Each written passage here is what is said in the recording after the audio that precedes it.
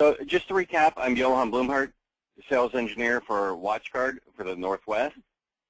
I cover everything from Colorado on up to Alaska. As you have probably been aware, we've been focusing this series, so this is the third one in a series of traffic management. So just to recap, let's go ahead and bring up the recap screen. Traffic Management 101 was about these new features available in 11.9. For instance, I can go ahead and limit all users on the trusted interface, allowing maybe 2 megabits per second maximum and 1 megabit per second upload, guaranteeing certain amounts of traffic available bandwidth for individual users, setting a maximum or guarantee. Really where this is helpful, and many of you are aware of my background. I spent 14 years in public education. When we talk about public education, it's a very complex environment. So this would be perfect, for instance, limiting your guest Wi-Fi users, your students, so they're not taking all of your bandwidth from you. From there, we went to Traffic Management 102. So to review what 102, we covered application control. So with application control, it used to be that we could only allow or deny certain types of applications through the WatchGuard. And as you might remember, there's about 1,800, actually last time I counted it was considerably higher, but 1,800 plus different applications. So again, if you want people to be able to get to Facebook but not play games on Facebook, maybe for some marketing or user acceptable agreement, we can do that through application control. Another one that we can block certainly is BitTorrent. Now, part of the other component to that is that security, being able to stop, for instance, those bad protocols or bad applications from getting outside your network, bypass proxies, etc. Now, with Traffic Management 103, what we're going to focus on today is using quality of service, or more widely known as QoS. It's primarily an IP concept where data traffic on a network, either a LAN, so a local area network, or a WAN, wide area network, is subject to scrutiny and control. Now with this, obviously, if you look at a network, you ultimately have 3 different environments that QoS could participate in. You have your internal network. Maybe it's your network is a large enterprise. You have switches that you're running QoS on. And then at the very border, let's say you have WatchGuard. Now we're running QoS on the WatchGuard, and then we have QoS on the WAN side as well. The WAN side obviously just needs to ensure that your ISP is aware of those packet headers and knows how to handle those. So layer 3 IP packets can carry either IP precedence, known as IPP value, or a differentiated services code point value, otherwise known as DSCP. So with WatchGuard, we're able to support IP precedence as well as DSCP. Now, quality of service supports either as a RFC compliance, either because DSCP values are backward compatible with IPP. So the advantage of a DSCP is that you have more layers to define. For each level in IPP, you can have 3 sub-levels.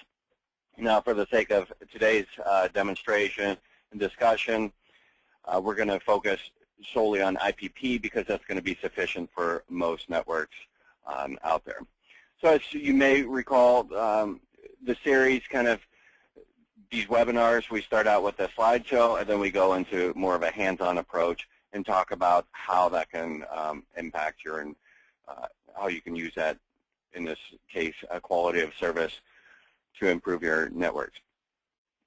So why would you use or usage of QoS? So when you talk about your network, maybe you bandwidth necessary for a critical application or service is variable or unknown. Now, 2 of the biggest ones that I can think of right off the top of my head are VoIP and video services. Now, these are critical services that are extremely sensitive to jitter. So typically, you know, someone might create a VLAN specifically for these types of traffic. However, you can actually take that in some of these smaller environments and simply apply QoS to those services that mix with the traditional data. On the WatchGuard side, we can assign QoS markings per interface or per policy.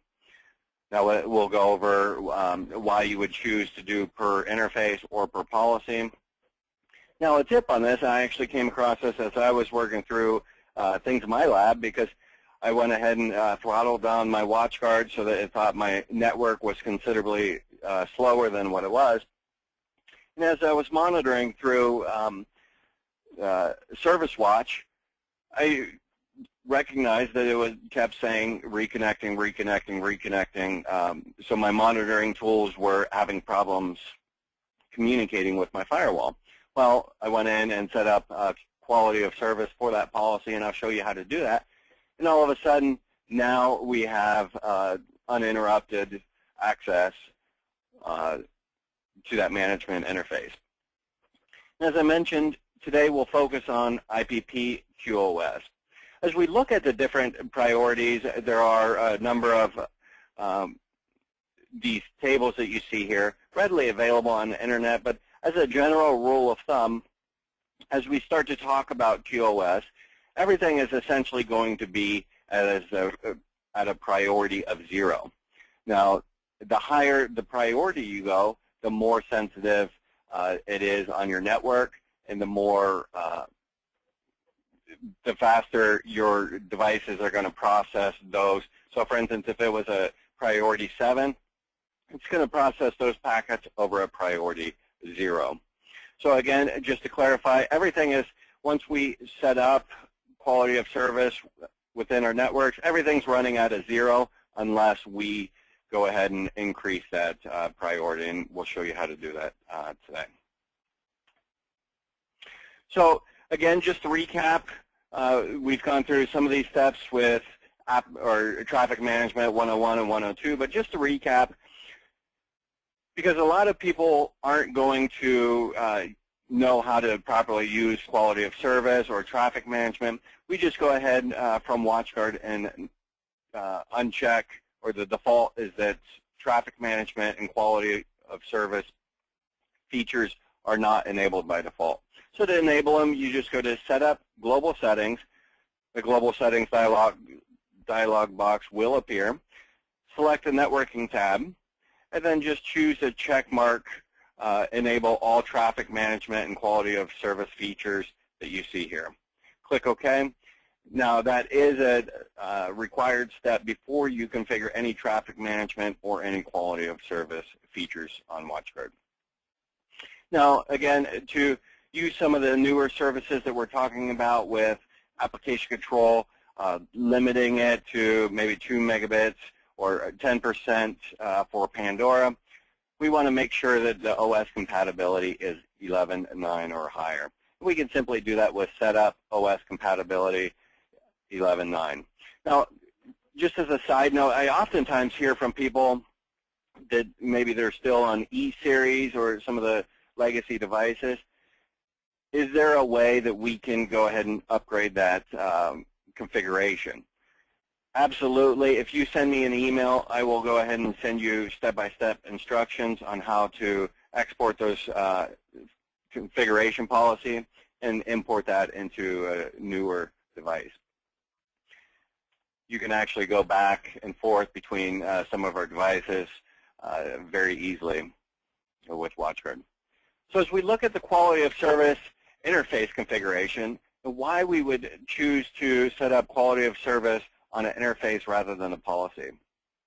One of the reasons why we would choose to just globally assign the interfaces, if all traffic from that interface were to be assigned QoS marking.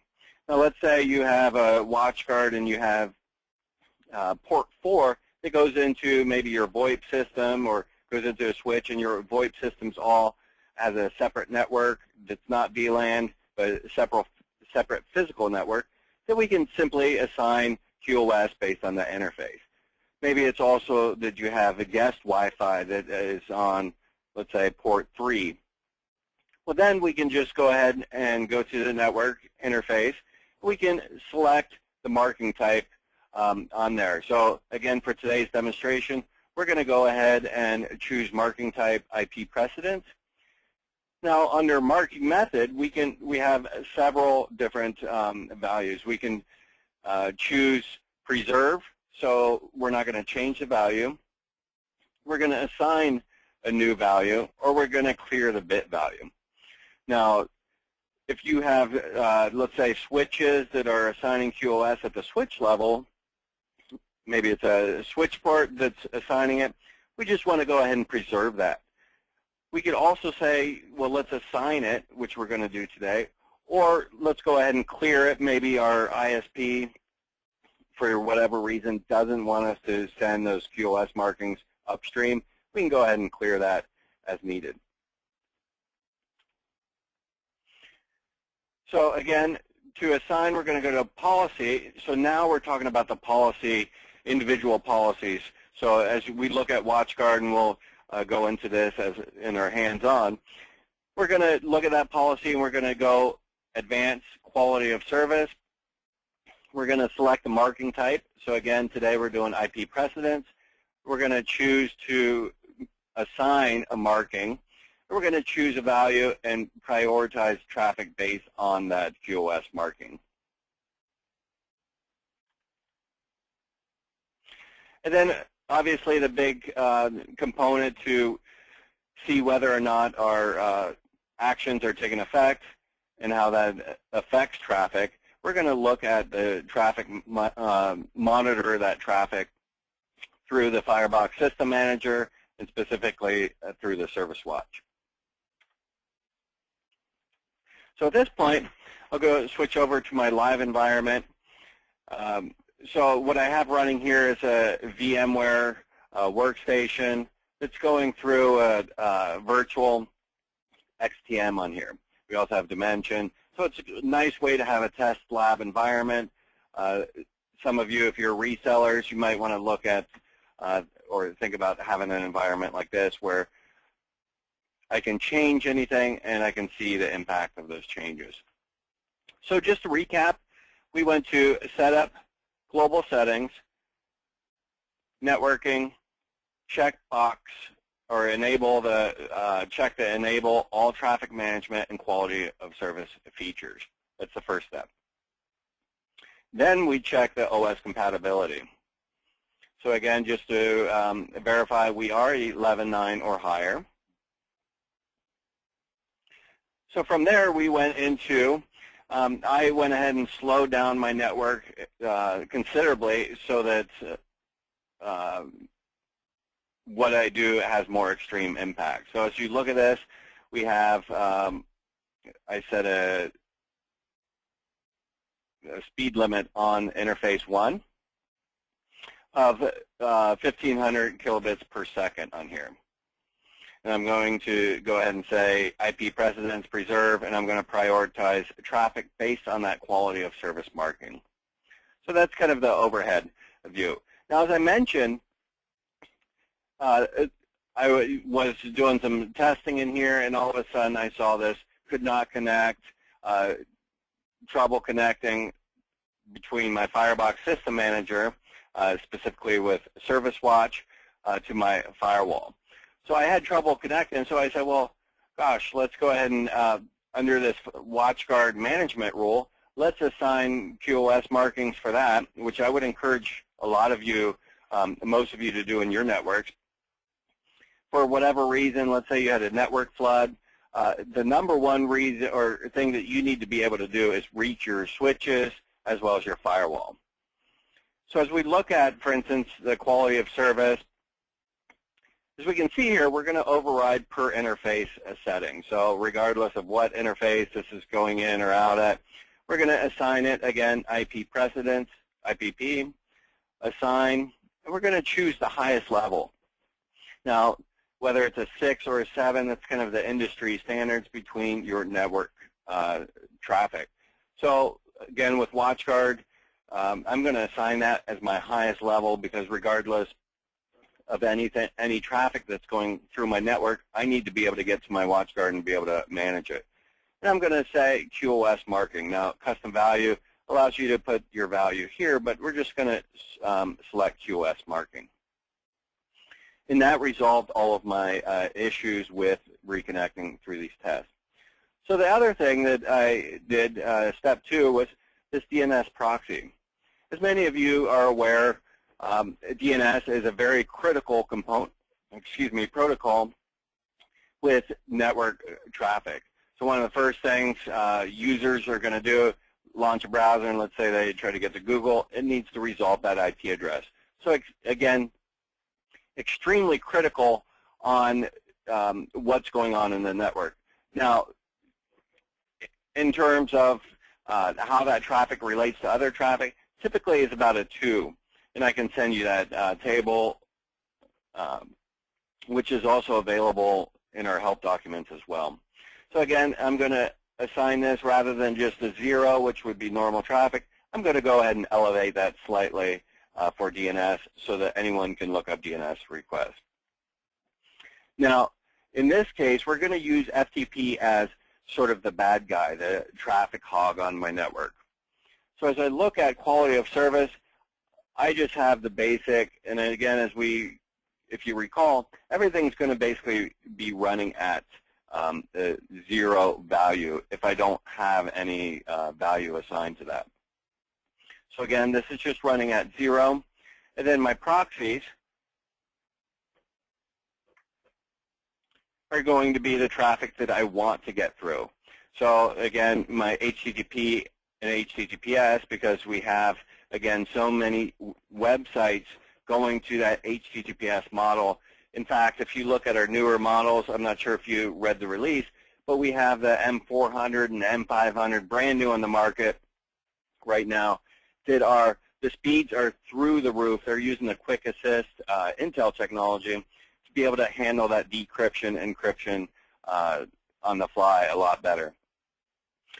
So going back to the HTTP proxy, as we look at, for instance, QoS, overriding per interface settings, we see here we're, again, choosing IPP, assign it. Now, rather than just leave it at that 0 level, we're going to give it a higher priority. Now, I would encourage you, as you look at your networks, to kind of outline those services that you have. Maybe it's VoIP, maybe it's video, life-size video, what have you. And then from there, maybe it's also print jobs. Kind of get an overview of that, what's going on in your network, and then start to fine-tune some of these values. And then if you find that you don't have enough, your scale between 0 through 7 isn't really enough to handle it, then you could look at a DSCP that gives you more flexibility within those, the QoS. So again, your HTTPS, just go ahead and make sure that that's addressed as well. Override per interface settings, value 2. Now, I can't tell you how many times I go out, I work with different people on their firewalls, and they have still the default outgoing rule that they're running everything through. Again, from a security standpoint, you want to make sure that that firewall is locked down so that, let's say you have a computer on the network that somehow maybe someone plugs in a jump drive, infects it, and is trying to send out spam. You don't want that firewall to allow spam out from that computer, and certainly you want to be able to report on it through Dimension, get that proactive notifications, maybe an email to yourself to say, hey, this computer's doing weird behavior on your network. Let's go ahead and check it out. So again, remove that default outgoing policy. Now, where people get into trouble is that they start getting into proxies, but then they forget maybe something like a DNS proxy, which is quite necessary, as I mentioned earlier, because without DNS, your users aren't going to be able to do any address resolution. So now, moving forward with this, let's go ahead and start a download. Again, we can see some of our traffic here. I have went to Service Watch. Now, if you haven't noticed, with Service Watch, we could simply right-click and choose Settings and choose the services that we want to monitor. So for this, I went ahead and chose a custom scale, which is 1,500 kilobits per second, which is what I set that interface speed to. Now from there, I chose to select the HTTP proxy, HTTPS proxy, FTP, and DNS.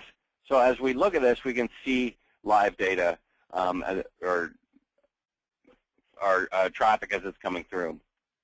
Again, Dimension's a wonderful tool to be able to do historical reporting, but on the fly, I'd love to use FireBytes System Manager, number of tools in here as well that you can leverage. So I'm going to go ahead and click on a file that's 61 megs on here. It's going to start that FTP process. We see FTP is rising through the roof there. Now I'm going to go ahead and start a new session, and let's say I want to go to view ESPN. As we know, Seattle Seahawks corporates based in Seattle, so again, very strong Seahawks fan base at corporate. But let's look at what this is doing now to our traffic. So as I start that traffic, the first one's buffered through. We can see that dropping off.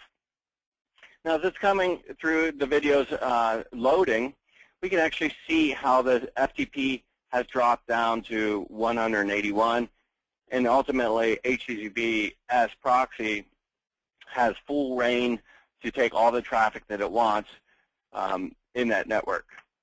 Now, I actually have, this is a VMware, as I mentioned, and I'm kind of overloading it with the RAM is requiring, so it's kind of seems like it's buffered up a little bit. But we can see that impact where the HTTP proxy, it was at 0, all of a sudden we took it, and now it's taking all the bandwidth that it needs. Now we can apply that to, there it comes back again.